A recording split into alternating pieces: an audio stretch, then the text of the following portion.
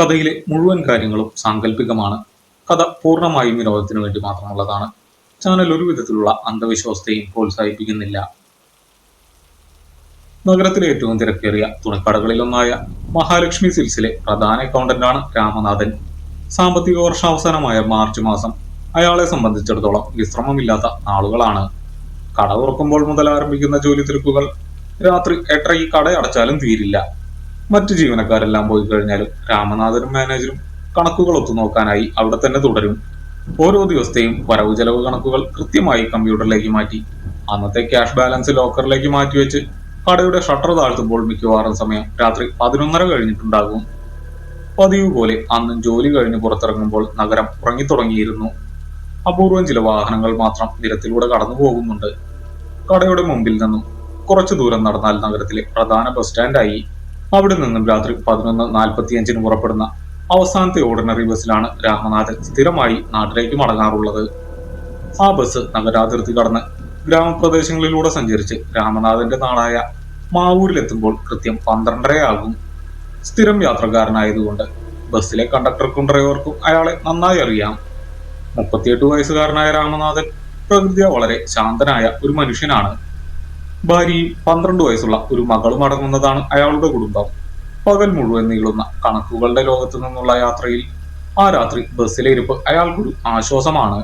ബസ്സിലെ ജനലിലൂടെ പുറത്തേക്ക് നോക്കിയിരിക്കുമ്പോൾ മനസ്സിലെ കണക്കുകളുടെ ബഹളങ്ങളെല്ലാം പതുക്കെ ഇല്ലാതാകും.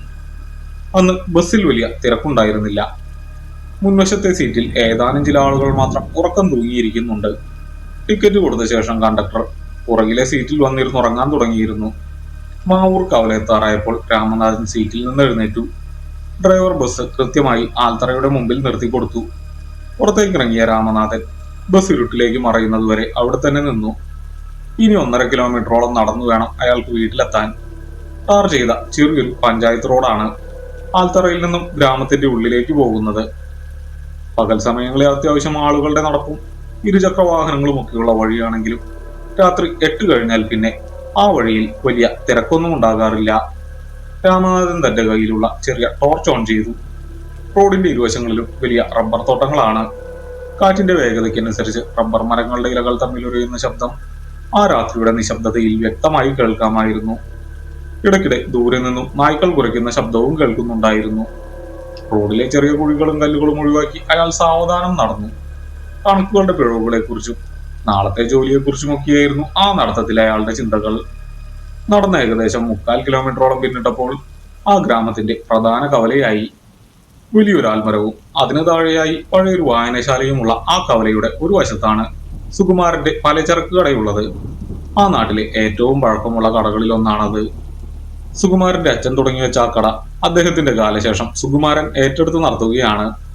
നാട്ടുകാർക്ക് അത്യാവശ്യം വേണ്ട പലചരക്ക് സാധനങ്ങൾക്ക് പുറമെ രാവിലെയും വൈകുന്നേരവും ചായയും ലഘുകടിയും അവിടെ ലഭ്യമാണ്. വെട്ടുകല്ലുകൊണ്ട് നിർമ്മിച്ച ഭിത്തികളും പഴയ ഓടുമേഞ്ഞ മേൽക്കൂരയുമുള്ള ആ കെട്ടിടത്തിന് മുൻപിൽ വലിയൊരു വരാന്തയുണ്ട്. പകൽ സമയങ്ങളിൽ നാട്ടുകാരുടെ പ്രധാന ഒത്തുചേരൽ കേന്ദ്രമാണ് ആ വരാന്ത. നാട്ടുകാര്യങ്ങളും രാഷ്ട്രീയവും ചർച്ച ചെയ്യാൻ എപ്പോഴും കുറച്ചാളുകൾ അവിടെ ഉണ്ടാകും. എന്നാൽ രാത്രി 8 മണിയോടെ സുകുമാരൻ കടയടയ്ക്കും. വലിയ മരപ്പലകകൾ കൂട്ടിച്ചേർത്തുണ്ടാക്കിയ ആ കടയുടെ വാതിലുകൾ അടച്ച് വലിയൊരു ഇരുമ്പ് താഴിട്ട് പൂട്ടി അയാൾ വീട്ടിലേക്ക് പോകും. അതോടെ കവല പൂർണ്ണമായും നിശബ്ദമാകും. കവലയിൽ ആകെയുള്ളത് വായനശാലയുടെ മുമ്പിലെ ഒരു സ്ട്രീറ്റ് ലൈറ്റ് മാത്രമാണ്. മിക്കവാറും ദിവസങ്ങളിൽ അത് കത്താറില്ല. അങ്ങനെ കത്താതിരിക്കുന്ന ദിവസങ്ങളിൽ കവല മുഴുവൻ കനത്ത ഇരുട്ടിലായിരിക്കും. 2 ആഴ്ച മുമ്പുള്ള ഒരു ബുധനാഴ്ചയായിരുന്നു രാമനാഥൻ ആദ്യമായി ആ കാഴ്ച കാണുന്നത്. പതിവ് പോലെ ജോലി കഴിഞ്ഞ് നടന്നു വരികയായിരുന്നു അയാൾ. സ്ട്രീറ്റ് ലൈറ്റ് അന്ന് പ്രകാശിക്കുന്നുണ്ടായിരുന്നില്ല. ആകാശത്ത് ചെറിയ നിലാവുള്ളത് കൊണ്ട് റോഡ് നേരിയ തോതിൽ കാണാമായിരുന്നു. കവലയിലേക്ക് അടുക്കും തോറും സുകുമാരന്റെ കടയുടെ വരാന്തയിൽ ഒരു രൂപം നിൽക്കുന്നത് രാമനാഥന്റെ ശ്രദ്ധയിൽപ്പെട്ടു. ടോർച്ചിന്റെ വെളിച്ചം അങ്ങോട്ടേക്ക് അടിക്കാൻ അയാൾ ആദ്യം ഒന്നും മടിച്ചു. രാത്രി വൈകി ആരെങ്കിലും അവിടെ നിൽപ്പുണ്ടെങ്കിൽ അത് മിക്കവാറും പ്രദേശത്തെ ഏതെങ്കിലും മദ്യപാനിയാകുമെന്ന് അയാൾ കരുതി. അവരോട് സംസാരിക്കാൻ നിന്നാൽ വെറുതെ സമയം കളയാമെന്നല്ലാതെ വേറെ പ്രയോജനമൊന്നുമില്ല എന്നതുകൊണ്ട് രാമനാഥൻ ടോർച്ചിന്റെ വെളിച്ചം റോഡിലേക്ക് മാത്രം ഒതുക്കി നടന്നു. എന്നാൽ കടയുടെ നേരെ എത്തിയപ്പോൾ അയാളുടെ കണ്ണുകൾ അറിയാതെ വരാന്തയിലേക്ക് നീണ്ടു. നിലാവിന്റെ നേരിയ വെളിച്ചത്തിൽ ആ രൂപം അയാൾ കൂടുതൽ വ്യക്തമായി കാണാമായിരുന്നു. 50 വയസ്സിനടുത്ത് പ്രായം തോന്നിക്കുന്ന ഒരു സാധാരണ മനുഷ്യൻ. മങ്ങിയ നിറമുള്ള ഒരു മുണ്ടും ഷർട്ടുമായിരുന്നു വേഷം. അയാളുടെ നിൽപ്പ് കണ്ടപ്പോൾ രാമനാഥന് ചെറിയൊരു അതിശയം തോന്നി. അയാൾ റോഡിലേക്കോ ചുറ്റുപാടുകളിലേക്കോ അല്ല നോക്കിയിരുന്നത്. പകരം സുകുമാരന്റെ കടയുടെ അടഞ്ഞു കിടക്കുന്ന ആ വലിയ മരവാതിലിന് നേരെ തിരിഞ്ഞ് അതിലേക്ക് തന്നെ ഉറ്റുനോക്കിക്കൊണ്ട് നിൽക്കുകയാണ്. വാതിലിൽ നിന്ന് കഷ്ടിച്ച് 1 മീറ്റർ മാത്രം അകലെയായിരുന്നു അയാളുടെ നിൽപ്പ്. ആരോടോ സംസാരിക്കാനായി കാത്തു നിൽക്കുന്നത് പോലെ. എന്നാൽ അവിടെ മറ്റാരും ഉണ്ടായിരുന്നില്ല. വാതിലിൽ എന്തെങ്കിലും എഴുതി വെച്ചിട്ടുണ്ടോ എന്ന് നോക്കുകയാണോ എന്ന് രാമനാഥൻ സംശയിച്ചു. എന്നാൽ ഇരുട്ടിൽ അങ്ങനെ നോക്കുന്നതിൽ അർത്ഥമൊന്നുമില്ല. രാമനാഥൻ നടന്നു പോകുന്ന ശബ്ദം കേട്ടിട്ടും ആ മനുഷ്യൻ തിരിഞ്ഞു നോക്കുകയോ അനങ്ങുകയോ ചെയ്തില്ല. ആരെങ്കിലും കടയ്ക്കുള്ളിലേക്ക് കയറാൻ ശ്രമിക്കുന്നതാണോ എന്നൊരു സംശയം പെട്ടെന്ന് രാമനാഥനുണ്ടായി. അയാൾ തന്റെ ടോർച്ച് ആ മനുഷ്യന് നേരെ അടിച്ചു. വെളിച്ചം അയാളുടെ ദേഹത്ത് വീണിട്ടും അയാൾ തിരിഞ്ഞു നോക്കിയില്ല. കൈകൾ രണ്ടും ശരീരത്തോട് ചേർത്ത് താഴേക്കിട്ട് യാതൊരു ഭാവവ്യത്യാസവുമില്ലാതെ അയാൾ ആ വാതിലിലേക്ക് തന്നെ നോക്കി നിന്നു.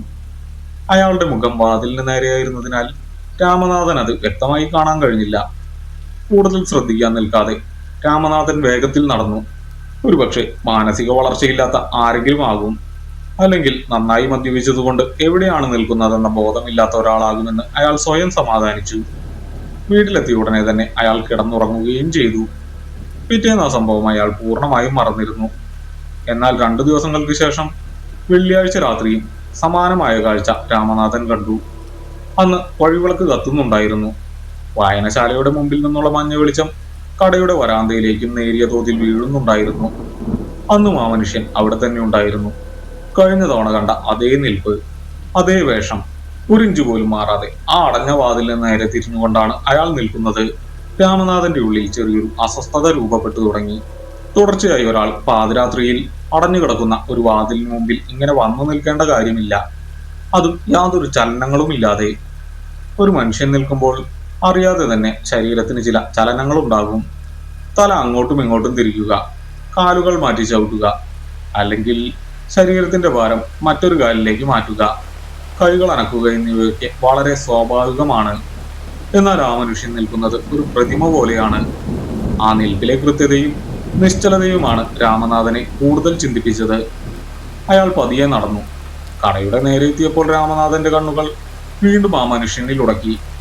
വഴിവിളക്കിന്റെ വെളിച്ചത്തിൽ അയാളുടെ ഒരു വശം രാമനാഥന് കാണാമായിരുന്നു. വളരെ സാധാരണമായ ഒരു മുഖം, ചുളിവുകൾ വീണ കവിളുകൾ. ശ്രദ്ധേയമായ യാതൊരു പ്രത്യേകതകളും ആ രൂപത്തിലില്ല. എന്നാൽ ആ മനുഷ്യന്റെ കണ്ണുകൾ വാതിലിന്റെ മധ്യഭാഗത്തായി എവിടെയോ തറച്ചു നിൽക്കുകയാണ്. രാമനാഥൻ മനഃപൂർവ്വം തന്റെ ചെരുപ്പുകൾ നിലത്തുരച്ച് ശബ്ദമുണ്ടാക്കി നടന്നു നോക്കി. സാധാരണഗതിയിൽ ആ പാതിരാത്രിയിൽ അങ്ങനെ ഒരു ശബ്ദം കേട്ടാൽ ഏതൊരാളും തിരിഞ്ഞു നോക്കേണ്ടതാണ്. എന്നാൽ ആ മനുഷ്യന്റെ ശരീരത്തിൽ യാതൊരു ചലനവും ഉണ്ടായില്ല. അയാൾ അത് കേട്ടതായി പോലും ഭാവിച്ചില്ല. രാമനാഥൻ വേഗം നടന്ന് വീട്ടിലെത്തി. ആ രാത്രി അയാൾക്ക് ശരിക്കും ഉറങ്ങാൻ കഴിഞ്ഞില്ല. മനസ്സിൽ മുഴുവൻ ആ മനുഷ്യന്റെ നിശ്ചലമായ രൂപമായിരുന്നു.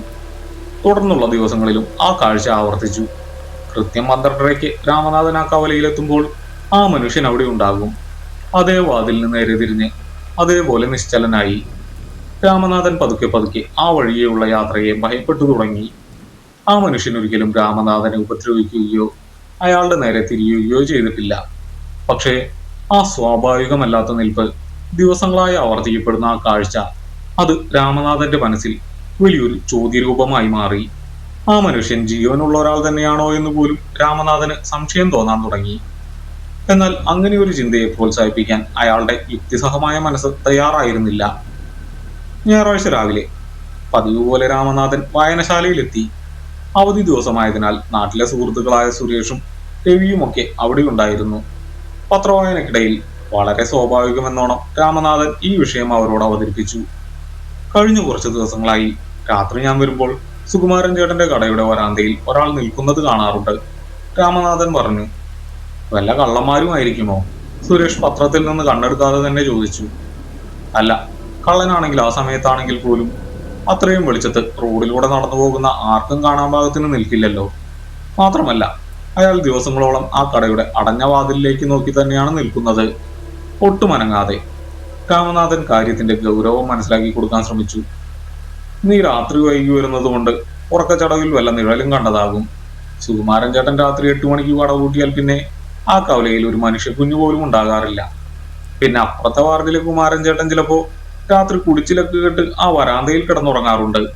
അയാളെ എങ്ങാനുമാവും നീ കണ്ടത്? രവി ചിരിച്ചുകൊണ്ട് പറഞ്ഞു. അല്ല രവി, ഞാൻ വ്യക്തമായി കണ്ടതാണ്. ഒരു സാധാരണ മനുഷ്യൻ. പക്ഷേ അയാളുടെ നിൽപ്പ്, അത് കാണുമ്പോൾ എന്തോ പന്തികേട് തോന്നുന്നു. രാമനാഥൻ തന്റെ ഭാഗം ന്യായീകരിക്കാൻ ശ്രമിച്ചു. എടാ രാമനാഥ, നീ തുണിക്കടയിലെ കണക്കുകൾ മുഴുവൻ നോക്കി നിന്റെ തലയ്ക്ക് ഭ്രാന്തായതാ. രാത്രി ഇരുട്ടിൽ നമ്മൾ പലതും കാണും. അതൊക്കെ വെറും തോന്നലുകളാണ്. ഇനിയിപ്പോ ആരെങ്കിലും നിൽപ്പുണ്ടെങ്കിൽ തന്നെ അവരവിടെ നിന്നോട്ടെ, നിന്നെ ഒന്നും ചെയ്യുന്നില്ലല്ലോ. സുരേഷ് സംസാരം അവസാനിപ്പിക്കാനായി പറഞ്ഞു.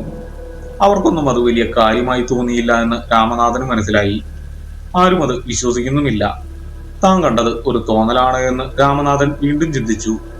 എന്നാൽ അത്രയും വ്യക്തമായി തുടർച്ചയായ ദിവസങ്ങളിൽ കണ്ടത് വെറും ഒരു തോന്നലാകാൻ വഴിയില്ല. മറ്റാരെങ്കിലും ഈ കാഴ്ച കണ്ടിരുന്നെങ്കിലെന്ന് അയാൾ ആഗ്രഹിച്ചു. എന്നാൽ ആ സമയത്ത് ആ വഴിയിലൂടെ താൻ മാത്രമാണ് സ്ഥിരമായി യാത്ര ചെയ്യുന്നതെന്ന സത്യം അയാൾക്കറിയാമായിരുന്നു. പിറ്റേന്ന് തിങ്കളാഴ്ച പതിവ് പോലെ ജോലി കഴിഞ്ഞിറങ്ങുമ്പോൾ നഗരത്തിൽ നേരിയ ചാറ്റൽ മഴയുണ്ടായിരുന്നു. ബസ്സിൽ കയറുമ്പോൾ രാമനാഥന്റെ മനസ്സ് അല്പം അസ്വസ്ഥമായിരുന്നു. ഇന്ന് ആ മനുഷ്യൻ അവിടെ ഉണ്ടാകുമോ? മഴയായതുകൊണ്ട് ചിലപ്പോൾ അയാൾ വരാതിരിക്കാൻ സാധ്യതയുണ്ട് എന്ന് രാമനാഥൻ കണക്കുകൂട്ടി. മാവൂർ കവലയിൽ ബസ് ഇറങ്ങുമ്പോൾ മഴ നിന്നിരുന്നു. റോഡിലെ കുഴികളിൽ വെള്ളം കെട്ടിക്കിടക്കുന്നുണ്ട്.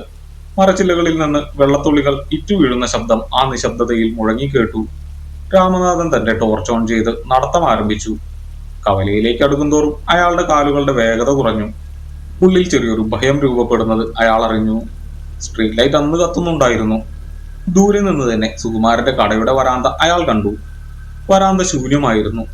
രാമനാഥൻ ആശ്വാസം തോന്നി. താൻ കരുതിയതുപോലെ മഴയായതുകൊണ്ട് ആ മനുഷ്യൻ വരാതിരുന്നതാകാം. തന്റെ മനസ്സിലെ വെറും തോന്നലുകളാകാം ഇത്രയും ദിവസം കണ്ടത് എന്ന് വരെ ആ നിമിഷം വരെ അയാൾ വിശ്വസിച്ചു. കുറച്ചുകൂടി ധൈര്യത്തോടെ അയാൾ നടന്നു. എന്നാൽ കവലയുടെ മധ്യഭാഗത്തെത്തിയപ്പോൾ സ്ട്രീറ്റ് ലൈറ്റിന്റെ വെളിച്ചം വീഴാത്ത ആൽമരത്തിന്റെ ചുവട്ടിലെ കനത്ത ഇരുട്ടിൽ നിന്നും ഒരു രൂപം സാവധാനം വെളിച്ചത്തിലേക്ക് ഇറങ്ങി വന്നു. രാമനാഥന്റെ നടത്തം നിലച്ചുപോയി. അതേ മനുഷ്യൻ, അതേ വേഷം. അയാൾ സുകുമാരന്റെ കടയുടെ വരാന്തയിലേക്ക് കയറി പതിവ് പോലെ ആ അടഞ്ഞ മരവാതിലിലേക്ക് നേരെ തിരിഞ്ഞു നിന്നു. എന്നാൽ ഇത്തവണ അയാളുടെ നോട്ടം ആ വാതിലിലേക്കായിരുന്നില്ല. വാതിലിന് അഭിമുഖമായി നിന്നുകൊണ്ട് തന്നെ അയാൾ തന്റെ മുഖം മാത്രം സാവധാനം റോഡിലേക്ക്, രാമനാഥൻ നിൽക്കുന്ന ഭാഗത്തേക്ക് തിരിച്ചു. അയാളുടെ കണ്ണുകൾ തന്നെയാണ് ലക്ഷ്യമാക്കുന്നതെന്ന് രാമനാഥന് മനസ്സിലായി. ഇത്രയും ദിവസങ്ങളിൽ ഒരിക്കൽ പോലും അയാൾ തന്റെ നേരെ തിരിഞ്ഞു നോക്കിയിട്ടില്ല. ഈ മാറ്റം രാമനാഥന്റെ ഉള്ളിലെ സകല യുക്തികളെയും തകർത്തെറിയാൻ പോന്നതായിരുന്നു. ആ നിമിഷത്തിൽ താൻ കാണുന്നത് വെറും ഒരു സാധാരണ മനുഷ്യനെയല്ല എന്ന സത്യം രാമനാഥന്റെ ബോധമണ്ഡലത്തിലേക്ക് ആഴത്തിൽ പതിഞ്ഞു തുടങ്ങിയിരുന്നു. രാമനാഥൻ ആൽമരച്ചുവട്ടിൽ നിന്ന് ഏകദേശം 10 അടി അകലെയായാണ് നിന്നിരുന്നത്. സ്ട്രീറ്റ് ലൈറ്റിന്റെ മങ്ങിയ വെളിച്ചത്തിൽ കടയുടെ വരാന്തയിൽ നിൽക്കുന്ന ആ മനുഷ്യന്റെ കണ്ണുകൾ തന്നിൽ തന്നെ തറച്ചു നിൽക്കുന്നത് രാമനാഥന് കാണാമായിരുന്നു. പതിവായി വാതിലിലേക്ക് നോക്കി നിന്നിരുന്ന ആ രൂപം ഇന്ന് തനിക്ക് നേരെ തിരിഞ്ഞത് അയാളിൽ വലിയൊരു അങ്കലാപ്പുണ്ടാക്കി. ഏതാനും നിമിഷങ്ങൾ ഇരുവരും അങ്ങനെ തന്നെ നിന്നു. ആ മനുഷ്യന്റെ മുഖത്ത് ഭയപ്പെടുത്തുന്ന ഭാവങ്ങളോ ദേഷ്യമോ ഒന്നുമില്ലായിരുന്നു. തികച്ചും സ്വാഭാവികമായ നിർവികാരമായ ഒരു നോട്ടം മാത്രം. രാമനാഥൻ തന്റെ ടോർച്ച് ഓഫ് ചെയ്തു. വെളിച്ചം അയാളുടെ ശ്രദ്ധ കൂടുതൽ ആകർഷിക്കാതിരിക്കാൻ വേണ്ടിയാണ് അങ്ങനെ ചെയ്തത്. എന്നിട്ട് വളരെ സാവധാനം, ഒട്ടും ശബ്ദമുണ്ടാക്കാതെ അയാൾ മുന്നോട്ട് നടക്കാൻ ശ്രമിച്ചു. കവല പിന്നിട്ട് വേണം അയാൾക്ക് വീട്ടിലേക്കുള്ള ഇടവഴിയിലേക്ക് തിരിയാൻ. കടയുടെ വരാന്തയുടെ നേരെ താഴെ കൂടെയാണ് റോഡ് പോകുന്നത്. ആ മനുഷ്യനെ മറികടന്നു പോകുമ്പോൾ അയാൾ എന്തെങ്കിലും ചെയ്യുമോ എന്നൊരു ചിന്ത രാമനാഥനെ അലട്ടി. കണ്ണുകൾ ആ വരാന്തയിൽ നിന്ന് പിൻവലിക്കാതെ തന്നെ രാമനാഥൻ വേഗത്തിൽ നടന്നു. കടയുടെ മുൻപിലൂടെ കടന്നു പോകുമ്പോൾ ആ മനുഷ്യന്റെ നോട്ടം തന്റെ കൂടെ സഞ്ചരിക്കുന്നത് പോലെ അയാൾക്ക് തോന്നി. ആ നോട്ടത്തിന്റെ തീവ്രത അയാളുടെ ശരീരത്തിൽ ചെറിയൊരു വിറയലുണ്ടാക്കി. റോഡ് തിരിഞ്ഞ് സ്വന്തം വീട്ടിലേക്കുള്ള വഴിയിലേക്ക് എത്തിയതും രാമനാഥൻ നടത്തത്തിന്റെ വേഗത കൂട്ടി. വീട്ടിലെത്തിയ ഉടനെ വാതിൽ ഭദ്രമായി അടച്ചുപൂട്ടി അയാൾ കട്ടിലിലേക്ക് വീണു. ഹൃദയമിടിപ്പ് സാധാരണഗതിയിലാകാൻ കുറെ സമയമെടുത്തു. പിറ്റേന്ന് രാവിലെ ഉണർന്നപ്പോൾ രാമനാഥന് നേരിയ പനിയുണ്ടായിരുന്നു. രാത്രിയിലെ സംഭവങ്ങൾ ഒരു ദുസ്വപ്നമായിരുന്നെങ്കിലെന്ന് അയാൾ ആശിച്ചു. പക്ഷെ അതൊരു യാഥാർത്ഥ്യമായിരുന്നു. ഓഫീസിലിരിക്കുമ്പോഴും കണക്കുകൾക്കിടയിൽ ആ മനുഷ്യന്റെ നിർവികാരമായ മുഖം കടന്നു വന്നു. ഇനി മുതൽ രാത്രി ഡ്യൂട്ടി ഒഴിവാക്കിയാലോ എന്ന് അയാൾ ആലോചിച്ചു. പക്ഷേ സാമ്പത്തിക വർഷം അവസാനമായതിനാൽ അടുത്ത ഒരാഴ്ചത്തേക്ക് അതൊട്ടും പ്രായോഗികമായിരുന്നില്ല. വൈകുന്നേരമായപ്പോഴേക്കും പനി കുറഞ്ഞു. പതിവ് പോലെ അന്നും രാത്രി 11:30യോടെയാണ് അയാൾ ഓഫീസിൽ നിന്നിറങ്ങിയത്. നഗരത്തിൽ അസാധാരണമായ ശാന്തത അനുഭവപ്പെട്ടിരുന്നു. ബസ്സിലെ യാത്രയിൽ രാമനാഥന്റെ മനസ്സ് മുഴുവൻ വരാനിരിക്കുന്ന കവലയെക്കുറിച്ചായിരുന്നു. ഇന്നും അയാൾ അവിടെ ഉണ്ടാകുമോ? ഉണ്ടായാൽ തന്നെ ഇന്നലത്തെ പോലെ തറച്ചു നോക്കുമോ? ഇന്ന് ബസ് ഇറങ്ങുമ്പോൾ കവലയിൽ കടത്തിണ്ണയിൽ കിടന്നുറങ്ങുന്ന കുമാരൻ ചേട്ടനെ വിളിച്ചുണർത്തി കൂടെ കൂട്ടിയാലോ എന്ന് വരെ ഒരു വേള അയാൾ ചിന്തിച്ചു. പക്ഷെ കുമാരൻ ചേട്ടൻ അവിടെ ഉണ്ടാകുമെന്നതിന് യാതൊരു ഉറപ്പുമില്ല. മാവൂർ കവലയെത്തിയപ്പോൾ ബസ് നിന്നു. പുറത്തിറങ്ങാൻ രാമനാഥന് മടിയുണ്ടായിരുന്നു. കണ്ടക്ടർ എഴുന്നേറ്റ് വരാൻ പോകുന്നത് കണ്ടപ്പോൾ അയാൾ വേഗം എഴുന്നേറ്റ് പുറത്തേക്ക് ഇറങ്ങി. ബസ് പോയി കഴിഞ്ഞപ്പോൾ അയാൾ ചുറ്റും നോക്കി. സമയം 12:30 കഴിഞ്ഞിരുന്നു. ആൽത്തറയുടെ ഭാഗത്ത് കനത്ത ഇരുട്ടാണ്. റബ്ബർ മരങ്ങൾക്കിടയിലൂടെ വീശുന്ന കാറ്റിന് പതിവിലും ശക്തിയുണ്ടായിരുന്നു. ടോർച്ച് ഓൺ ചെയ്ത് അയാൾ നടക്കാൻ തുടങ്ങി.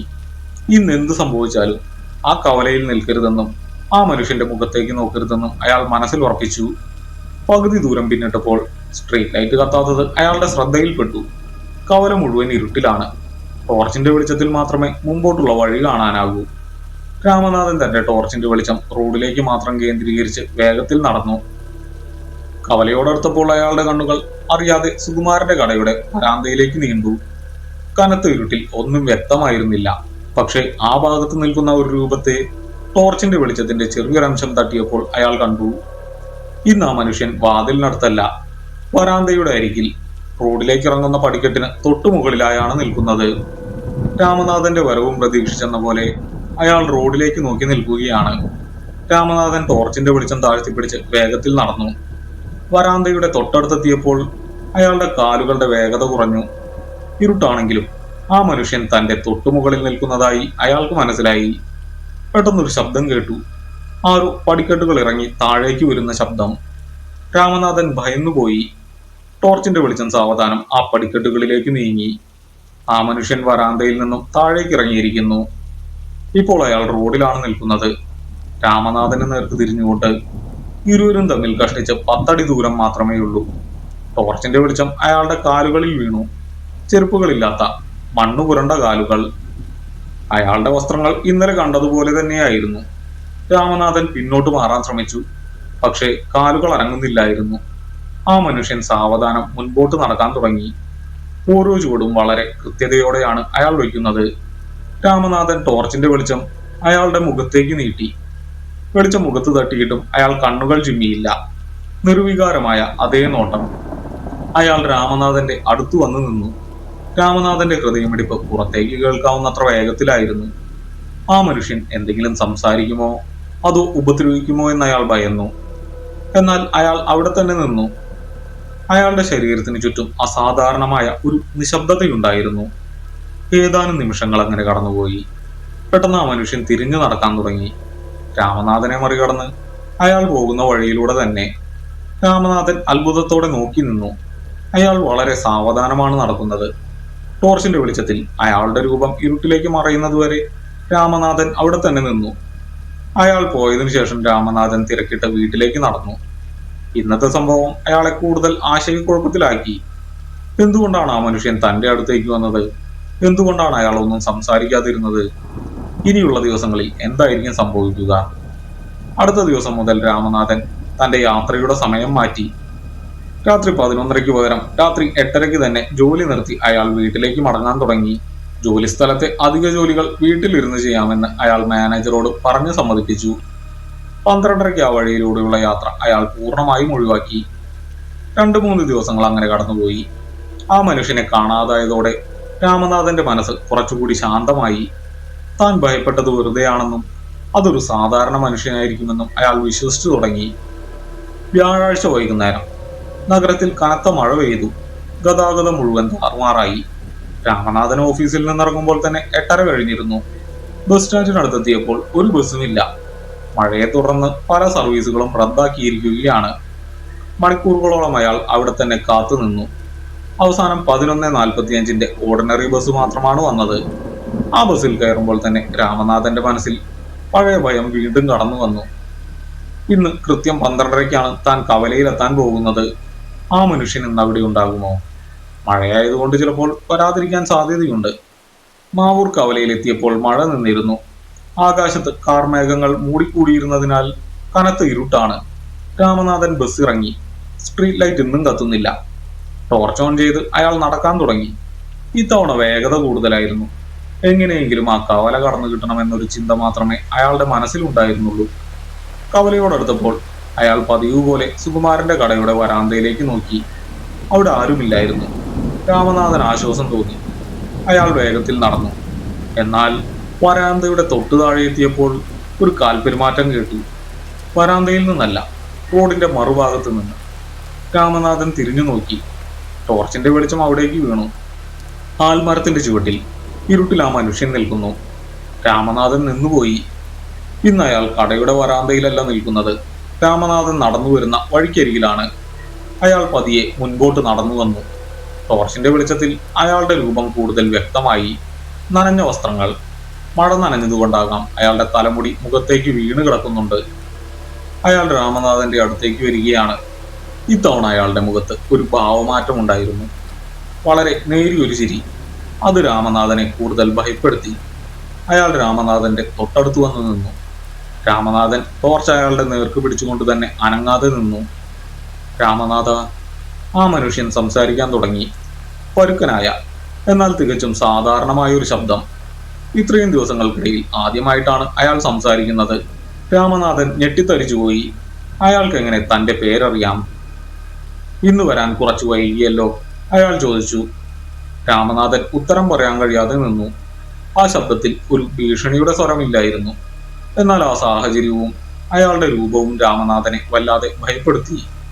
മഴ, ബസ് കിട്ടാൻ വൈകി. വിറയ്ക്കുന്ന ശബ്ദത്തിൽ രാമനാഥൻ പറഞ്ഞു.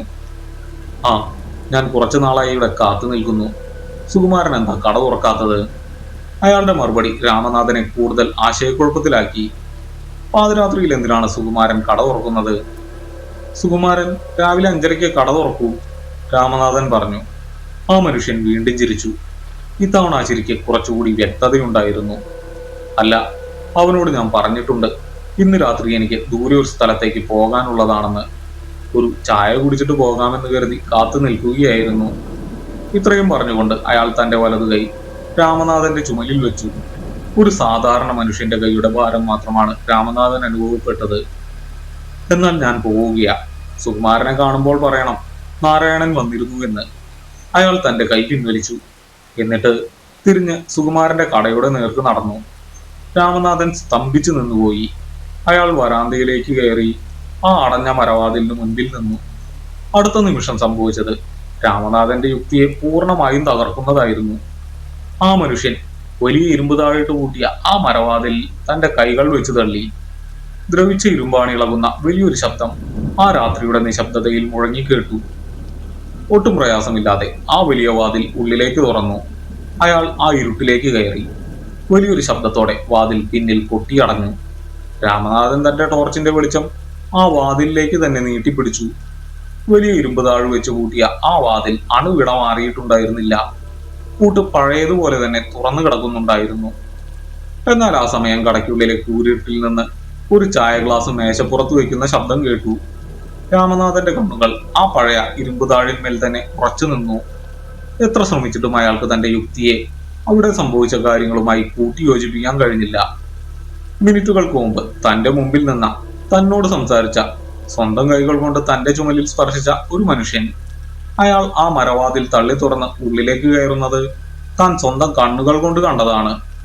ഇരുമ്പാണികൾ ഇളകുന്ന ആ വലിയ ശബ്ദം ഇപ്പോഴും രാമനാഥന്റെ കാതുകളിൽ മുഴങ്ങുന്നുണ്ട്. എന്നിട്ടും ആ വാതിലിലെ വലിയ പൂട്ട് അണുവിട മാറിയിട്ടില്ല.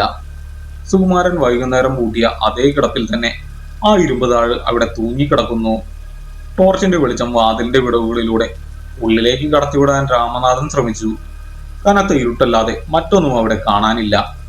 എന്നാൽ ആ കടയ്ക്കുള്ളിൽ നിന്ന് ഒരു ചായ ഗ്ലാസ് മേശപ്പുറത്ത് വയ്ക്കുന്ന ശബ്ദം രാമനാഥൻ വ്യക്തമായി കേട്ടു. സുകുമാരന്റെ കടയിൽ പകൽ സമയങ്ങളിൽ ചായ കുടിക്കുന്നവർ ഗ്ലാസ് തിരികെ വയ്ക്കുമ്പോൾ കേൾക്കുന്ന അതേ ശബ്ദം. അവിടെ നിന്ന് തിരിഞ്ഞു നടക്കാൻ രാമനാഥന്റെ കാലുകൾ വല്ലാതെ പ്രയാസപ്പെട്ടു. മനസ്സ് പൂർണ്ണമായും ശൂന്യമായതുപോലെ. ഒരു മനുഷ്യന് താങ്ങാൻ കഴിയുന്നതിനും അപ്പുറമുള്ള ഒരു കാഴ്ചയാണ് താൻ ഇപ്പോൾ കണ്ടതെന്ന തിരിച്ചറിവ് അയാളെ വല്ലാതെ തളർത്തിയിരുന്നു. ചുറ്റുമുള്ള ലോകം പെട്ടെന്ന് നിശ്ചലമായതുപോലെ അയാൾക്ക് തോന്നി. മഴവെള്ളം കെട്ടിക്കിടക്കുന്ന റോഡിലൂടെ വളരെ സാവധാനം അയാൾ മുൻപോട്ട് നടന്നു. ഓരോ ചൂട് വയ്ക്കുമ്പോഴും ആ മനുഷ്യൻ തന്റെ ചുമലിൽ സ്പർശിച്ച ഭാരം രാമനാഥൻ വീണ്ടും വീണ്ടും ഓർത്തു. ഒരു ജീവനുള്ള മനുഷ്യന്റെ ശരീരത്തിന് മാത്രം നൽകാൻ കഴിയുന്ന ഭാരം. വീട്ടിലേക്കുള്ള ഇടവഴിയിലേക്ക് തിരിഞ്ഞപ്പോൾ നിലത്ത് കിടന്ന ഒരു കല്ലിൽ തട്ടി അയാൾ വീഴ്ചുപോയി. അപ്പോഴാണ് അയാൾക്ക് സമനില അല്പമെങ്കിലും വീണ്ടെടുക്കാൻ കഴിഞ്ഞത്. വേഗത്തിൽ നടന്ന് ഗേറ്റ് തുറക്കുമ്പോൾ കൈകൾ വല്ലാതെ വിറയ്ക്കുന്നുണ്ടായിരുന്നു. വാതിലിൽ മുട്ടിയപ്പോൾ തന്നെ ഭാര്യ വന്ന് വാതിൽ തുറന്നു. എന്താ ഇത്ര വൈകിയത്? മഴ നനഞ്ഞോ? ഭാര്യ ചോദിച്ചു. ബസ് ബസ് കിട്ടാൻ വൈകി. അത്രയും മാത്രം പറഞ്ഞ് രാമനാഥൻ വേഗത്തിൽ മുറിയിലേക്ക് നടന്നു. വസ്ത്രം മാറി വന്ന് കട്ടിലിൽ കിടന്നിട്ടും അയാൾക്ക് ഉറക്കം വന്നില്ല. കണ്ണുകൾ അടയ്ക്കുമ്പോഴെല്ലാം ആ അടഞ്ഞ വാതിലും അതിനുള്ളിലേക്ക് അലിഞ്ഞു ചേരുന്ന ആ രൂപവും മനസ്സിൽ ഓടിയെത്തി. ആ മനുഷ്യൻ പറഞ്ഞ വാക്കുകൾ അയാളുടെ തലച്ചോറിൽ വീണ്ടും മുഴങ്ങി.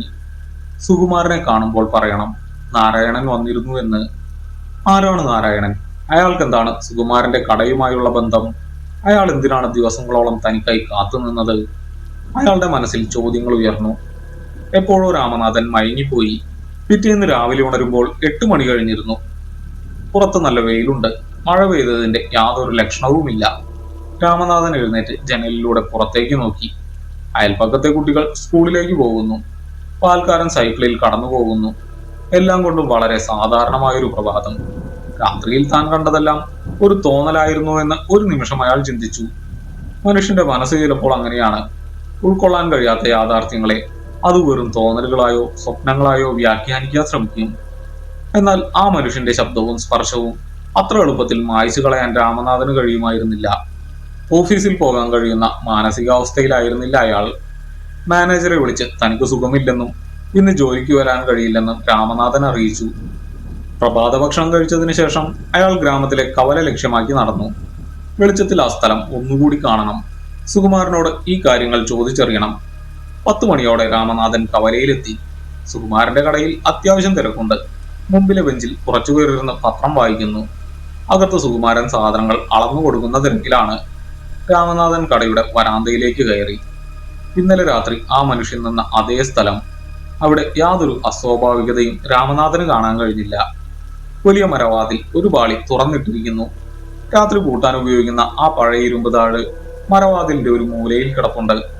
രാമനാഥൻ ആ താഴിനടുത്തേക്ക് ചെന്ന് സൂക്ഷിച്ചു നോക്കി. കാലപ്പഴക്കം കൊണ്ട് തുരുമ്പിച്ചതല്ലാതെ അതിൽ വേറെ മാറ്റങ്ങളൊന്നുമില്ല. കടയിലെ തിരക്ക് കുറയുന്നതുവരെ രാമനാഥൻ വായനശാലയുടെ മുമ്പിൽ കാത്തുനിന്നു. 11:30 സാധനങ്ങൾ വാങ്ങാൻ വന്നവരൊക്കെ മടങ്ങിപ്പോയി. കടയിൽ സുകുമാരൻ മാത്രമേ ഉള്ളൂ. അയാൾ കണക്കെഴുതുന്ന തിരക്കിലാണ്. രാമനാഥൻ പതുക്കെ കടയുടെ ഉള്ളിലേക്ക് കയറി. എന്താ രാമനാഥ, ഇന്ന് ഓഫീസിൽ പോയില്ലേ? സുകുമാരൻ ചോദിച്ചു. ഇല്ല സുകുമാരേട്ടാ, ചെറിയൊരു പനി പോലെ. ഞാനൊരു കാര്യം ചോദിക്കാൻ വന്നതാ. രാമനാഥന്റെ ശബ്ദത്തിൽ നേരിയൊരു വിറയലുണ്ടായിരുന്നു. എന്താ, ചോദിക്കേ? സുകുമാരൻ കണക്ക് പുസ്തകത്തിൽ നിന്നും തലയുയർത്തി. രാമനാഥൻ എങ്ങനെ തുടങ്ങണമെന്നറിയാതെ കുഴങ്ങി. എങ്കിലും ധൈര്യം സംഭരിച്ച അയാൾ ചോദിച്ചു.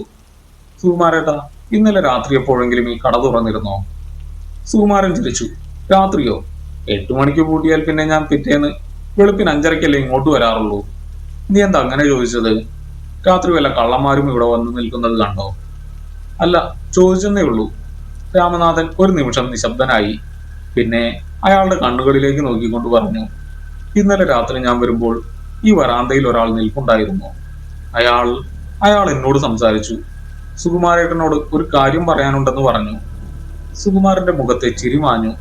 ആരാ അത്? പാതിരാത്രി എന്റെ കടയുടെ തിണ്ണയിൽ നിൽക്കാൻ? അയാൾക്ക് എന്നോടെന്താ പറയാനുണ്ടായിരുന്നത്? അയാളുടെ പേര് നാരായണൻ എന്നാ പറഞ്ഞത്. രാമനാഥൻ ആ പേര് പറഞ്ഞപ്പോൾ സുകുമാരന്റെ മുഖത്തുണ്ടായ മാറ്റം അയാൾ ശ്രദ്ധിച്ചു. ആ പേര് കേട്ടയുടനെ സുകുമാരന്റെ കയ്യിലുള്ള പേന താഴേക്ക് വീണു. അയാളുടെ മുഖത്തെ പേശികൾ വലിഞ്ഞു മുറുകി. ആരായാലും ഏതായാലും കുറെ നാളായി ഇവിടെ കാത്തു നിൽക്കുന്നുണ്ടായിരുന്നു എന്നും സുകുമാരേട്ടൻ കട തുറക്കാത്തത് കൊണ്ട് ദൂരെ ഒരു സ്ഥലത്തേക്ക് പോകാനുള്ള അയാൾക്ക് കുറച്ചു വൈകിയെന്നും പറഞ്ഞു. ഒരു ചായ കുടിച്ചിട്ട് പോകാമെന്ന് കരുതി കാത്തു നിന്നതാണത്രേ. നാരായണൻ വന്നിരുന്നു എന്ന് സുകുമാരേട്ടനോട് പറയാനും പറഞ്ഞു. രാമനാഥൻ വാക്കുകൾ മുറിയാതെ ഒരുവിധം പറഞ്ഞു തീർത്തു. സുകുമാരൻ ഒരു പ്രതിമ പോലെ ഇരിക്കുകയായിരുന്നു. അയാളുടെ മുഖത്ത് നിന്ന് രക്തം വാർന്നു പോയതുപോലെ തോന്നി. ചുറ്റുമുള്ള ലോകം നിശ്ചലമായതുപോലെ ഒരു മരവിപ്പ് കടയ്ക്കുള്ളിൽ നിറഞ്ഞു. സുകുമാരൻ പതുക്കെ എഴുന്നേറ്റു. അയാൾ കടയുടെ പുറത്തേക്ക് നോക്കി. വരാന്തയിലും റോഡിലും ആരുമില്ലെന്ന് ഉറപ്പുവരുത്തിയ ശേഷം അയാൾ രാമനാഥന്റെ അടുത്തേക്ക് വന്നു. നീ എന്തൊക്കെയാ രാമനാഥ പറയുന്നത്? ഏത് സമയത്താ നീ അയാളെ കണ്ടത്? സുകുമാരന്റെ ശബ്ദം നേർത്തു പോയിരുന്നു. 12:30. ഇന്നലെ മാത്രമല്ല, കഴിഞ്ഞ 2 ആഴ്ചയായി അയാൾ അവിടെ നിൽപ്പുണ്ട്. ഇന്നലെയാണ് എന്നോട് സംസാരിച്ചത്. എന്തു പറ്റി സുകുമാരേട്ടാ? ആരാ ഈ നാരായണൻ? സുകുമാരൻ പുറകിലുള്ള മരക്കസാരയിലേക്ക് തളർന്നിരുന്നു. അയാളുടെ നെറ്റിയിൽ വിയർപ്പ് പൊടിയുന്നുണ്ടായിരുന്നു. കുറച്ചു സമയം അയാൾ ഒന്നും സംസാരിച്ചില്ല. ഒടുവിൽ ഒരു ദീർഘനിശ്വാസത്തോടെ അയാൾ പറഞ്ഞു തുടങ്ങി. രാമനാഥ, നീ ഈ നാട്ടിൽ വന്നിട്ട് 10-15 വർഷമേ ആയിട്ടുള്ളൂ. അതുകൊണ്ട് നിനക്ക് ഈ നാരായണനെ അറിയാൻ വഴിയില്ല. ഈ കട എന്റെ അച്ഛൻ നടത്തിയിരുന്ന കാലം ഏകദേശം 30 വർഷങ്ങൾക്ക് മുമ്പാണ്. അന്ന് ഈ കവലയിൽ ഒരു മരമില്ലുണ്ടായിരുന്നു. അവിടെ ജോലി ചെയ്തിരുന്ന ഒരു തൊഴിലാളിയായിരുന്നു നാരായണൻ. അയാൾക്ക് സ്വന്തമായി വീടോ ബന്ധുക്കളോ ഒന്നും ഉണ്ടായിരുന്നില്ല. മില്ലിലെ പണി കഴിഞ്ഞാൽ മിക്കവാറും ഈ കടയുടെ വരാന്തയിലായിരിക്കും അയാളുടെ കിടപ്പ്. എന്റെ അച്ഛനുമായി നല്ല അടുപ്പത്തിലായിരുന്നു. രാത്രി 8 മണിക്ക് കട പൂട്ടുമ്പോൾ അച്ഛൻ അയാൾക്ക് കഴിക്കാൻ എന്തെങ്കിലും കൊടുക്കും. സുകുമാരൻ ഓർമ്മകളിലേക്ക് ഊളിയിട്ടു. രാമനാഥൻ ശ്വാസമടക്കി പിടിച്ച് കേട്ടു നിന്നു. അങ്ങനെയിരിക്കെ ഒരു വ്യാഴാഴ്ച പിറ്റേന്ന് പുലർച്ചെ തനിക്ക് ദൂരെ ഒരു നാട്ടിലേക്ക് പോകാനുണ്ടെന്ന് നാരായണൻ അച്ഛനോട് പറഞ്ഞു. ഏതോ ഒരു അകന്ന ബന്ധുവിന്റെ വീട്ടിലേക്ക്. പുലർച്ചെ 5 മണിക്കുള്ള ആദ്യത്തെ ബസ്സിനാണ് പോകേണ്ടത്. അതുകൊണ്ട് അച്ഛൻ രാവിലെ കട തുറക്കുമ്പോൾ ഒരു കട്ടൻ ചായ വേണമെന്നും പറഞ്ഞേൽപ്പിച്ചു. എന്റെ അച്ഛനാണെങ്കിൽ എന്നും കൃത്യം 5:30ക്കാണ് കട തുറക്കാറുള്ളത്. നാരായണന് പോകാൻ വേണ്ടി അന്ന് അച്ഛൻ 5 മണിക്ക് തന്നെ കട തുറക്കാൻ വന്നു. സുകുമാരൻ ഒന്ന് നിർത്തി. തൊണ്ടയിലെ വരൾച്ച മാറ്റാനായി കുറച്ച് വെള്ളം കുടിച്ചു. അച്ഛൻ കട തുറക്കാൻ വരുമ്പോൾ നാരായണൻ ഈ വരാന്തയിൽ കിടപ്പുണ്ടായിരുന്നു. നെഞ്ചുവേദന വന്ന് മരിച്ചതായിരുന്നു അയാൾ. ഉറക്കത്തിൽ എപ്പോഴോ സംഭവിച്ചതാണ്. ആ പുലർച്ചെ അച്ഛൻ വരുമ്പോൾ ഈ കടയുടെ പൂട്ടിക്കിടന്ന വാതിലിലേക്ക് കൈ നീട്ടിപ്പിടിച്ച് വാതിൽപ്പടിയിൽ തല വെച്ചാണ് നാരായണൻ കിടന്നിരുന്നത്. ഒരു കട്ടൻ ചായ കുടിക്കണമെന്ന അയാളുടെ അവസാനത്തെ ആഗ്രഹം സാധിച്ചു കൊടുക്കാൻ അച്ഛന് കഴിഞ്ഞില്ല. ആ സംഭവത്തിന് ശേഷം എന്റെ അച്ഛൻ വലിയ മാനസിക വിഷമത്തിലായിരുന്നു. വെറും കട്ടൻ ചായ നൽകാൻ കഴിഞ്ഞില്ല എന്നതിനേക്കാൾ അവസാനമായി നാരായണൻ വെള്ളമെങ്കിലും കുടിച്ചു കാണുമായിരുന്നോ എന്ന ചിന്തയാണ് അച്ഛനെ വേദനിപ്പിച്ചത്. ആ സംഭവത്തിന് ശേഷം അധികകാലം അച്ഛൻ ജീവിച്ചിരുന്നില്ല. രാമനാഥന്റെ തലച്ചോറിലൂടെ ഒരു മിന്നൽ കടന്നുപോയി. 30 വർഷങ്ങൾക്ക് മുമ്പ് മരിച്ചുപോയ ഒരു മനുഷ്യനെയാണോ താൻ ഇത്രയും നാൾ കണ്ടുകൊണ്ടിരുന്നത്? തന്നോട് സംസാരിച്ചത്, തന്റെ കൈകൾ കൊണ്ട് തന്റെ ചുമലിൽ തൊട്ടത്? നീ പറയുന്നത് കേട്ടാൽ ആർക്കും വിശ്വസിക്കാൻ കഴിയില്ല രാമനാഥ. പക്ഷേ എനിക്ക് വിശ്വസിക്കാതിരിക്കാനും കഴിയുന്നില്ല. കാരണം ആ നാരായണനല്ലാതെ മറ്റാരും എന്നെ അന്വേഷിച്ച് ഈ പാതിരാത്രിയിൽ വരാനില്ല. അയാളുടെ ആഗ്രഹമായിരിക്കും ഒരു ചായ കുടിച്ച് ആ യാത്ര പോകണമെന്നുള്ളത്. സുകുമാരന്റെ കണ്ണുകൾ നിറഞ്ഞിരുന്നു. രാമനാഥൻ ഒന്നും മിണ്ടിയില്ല. എന്തു പറയണമെന്നോ എങ്ങനെ പ്രതികരിക്കണമെന്നോ അയാൾക്കറിയില്ലായിരുന്നു. താൻ കണ്ട യാഥാർത്ഥ്യവും സുകുമാരൻ പറഞ്ഞ ചരിത്രവും തമ്മിൽ കൂടിയിണങ്ങുന്നത് അയാൾ തിരിച്ചറിഞ്ഞു. ഈ ഭൂമിയിൽ ജീവിച്ചിരിക്കുന്നവർ മാത്രമല്ല ഉള്ളതെന്നും പൂർത്തിയാകാത്ത ആഗ്രഹങ്ങളുമായി കാലത്തിന്റെ ഏതോ കോണിൽ കുടുങ്ങിക്കിടക്കുന്ന ചിലരെങ്കിലും നമുക്ക് ചുറ്റുമുണ്ടെന്നും അയാൾ മനസ്സിലാക്കി. അവർക്ക് ദേഷ്യമോ പകയോ ഇല്ല. മറിച്ച് തങ്ങളുടെ അവസാനത്തെ യാത്ര പുറപ്പെടാൻ അവർ കാലങ്ങളായി കാത്തിരിക്കുകയാണ്. രാമനാഥൻ പതുക്കെ കടയിൽ നിന്നിറങ്ങി. കനത്ത വെയിലിലും അയാളുടെ മനസ്സ് വലിയൊരു ശൂന്യതയിലായിരുന്നു. ഇന്നലെ രാത്രി ആ മനുഷ്യൻ അടഞ്ഞ വാതിലിലൂടെ അകത്തേക്ക് കയറിയതും തുടർന്ന് കേട്ട ചായ ഗ്ലാസിന്റെ ശബ്ദവും അയാൾ വീണ്ടും ഓർത്തു. സുകുമാരന്റെ അച്ഛൻ നൽകാൻ ബാക്കി വെച്ച ആ ചായ അയാൾ കുടിച്ചിരിക്കാം. അയാൾ തന്റെ യാത്ര തുടങ്ങിയിരിക്കാം. ആ ദിവസത്തിന് ശേഷം രാമനാഥൻ ആ കവലയിലൂടെയുള്ള രാത്രി യാത്രകൾ ഒരിക്കലും ഒഴിവാക്കിയില്ല. തന്റെ ഡ്യൂട്ടി സമയം പഴയതുപോലെ തന്നെ അയാൾ തുടർന്നു. പലപ്പോഴും രാത്രി 12:30-ക്ക് ഓർഡിനറി ബസ് ഇറങ്ങി അയാൾ ആ വഴിയെ നടന്നു. കവലയിലെത്തുമ്പോൾ സ്ട്രീറ്റ് ലൈറ്റിന്റെ വെളിച്ചത്തിൽ സുകുമാരന്റെ പഴയ കടയുടെ വരാന്ത അയാൾ ശ്രദ്ധിക്കാറുണ്ടായിരുന്നു. പക്ഷെ പിന്നീട് ഒരിക്കലും ആ രൂപത്തെ രാമനാഥൻ അവിടെ കണ്ടില്ല. ആ മരവാതിലുകൾ ശാന്തമായി അടഞ്ഞുകിടന്നു. എങ്കിലും ആ വഴിയെ നടക്കുമ്പോൾ ഓരോ തവണയും രാമനാഥന് തന്റെ വലത്തെ ചുമലിൽ നേരിയൊരു ഭാരം അനുഭവപ്പെടാറുണ്ട്. തന്നെ കടന്നുപോയ ഒരിക്കലും വായിക്കാൻ കഴിയാത്ത ഒരു കൂടിക്കാഴ്ചയുടെ ഓർമ്മപ്പെടുത്തൽ എന്ന പോലെ വളരെ സാധാരണമായ ഒരു മനുഷ്യന്റെ കൈയുടെ ഭാരം.